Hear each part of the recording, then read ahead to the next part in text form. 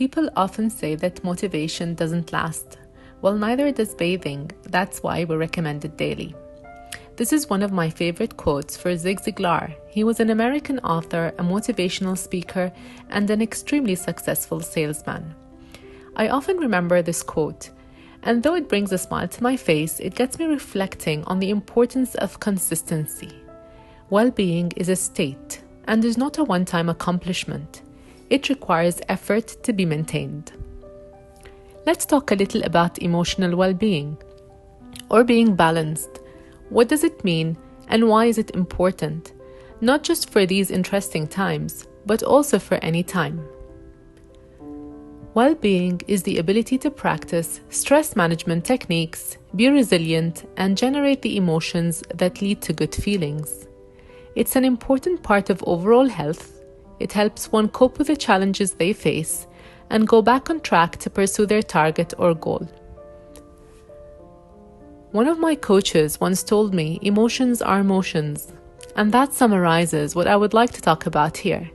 Emotions control our actions, and we've probably all received this advice at some point in our lives. Don't promise when you're feeling too happy, and don't react when you're angry. And we've probably fallen into the trap of doing either, or maybe both, and maybe even multiple times. This leads me to a very important point. In challenging situations particularly, we do not necessarily react in the way that we would like to, but rather in the way that we have been trained, or trained ourselves to. How you feel is your indicator. If a thought does not feel good to you, then that thought is not serving you, and you have the ability to change it.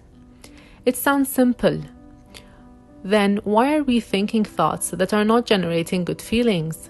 Why are we repeating storylines that we do not like? What it takes is realization and acknowledgement of the emotion, and a conscious effort to switch the thought. But if you are feeling very unhappy about something, you might not be able to directly switch to a very happy feeling or thought. I can't count the many number of times I've been told about something that's bothering me to not let it bother me, but it never really helped. So how can an emotion be managed?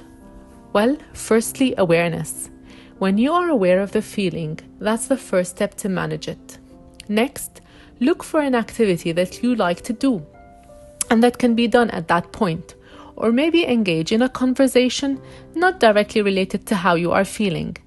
The aim here is to get a healthy distraction and to get your mind occupied of the topic that's concerning you. In this way, you are detaching yourself from the negative emotion. We do understand that the concern has not disappeared. Now, if it is a problem, this is the right time to look at it from a different perspective, because when you come back to the issue, you are prepared to look at it from a different point of view, because from a different emotion or state you're at. Do this as often as required. It's worth mentioning here that switching might not always be simple. It depends on how long you've held that feeling. Let's be reminded that a thought held for some time becomes a belief. So it is worth thinking, do I really want to keep that thought that will eventually become a belief or not? Here, I would like to share a quote by Sheikh Mohammed bin Rashid Al Maktoum about the power of thoughts. Do not underestimate your thoughts, because your energy, determination, success, and even health are directly related to positive thoughts.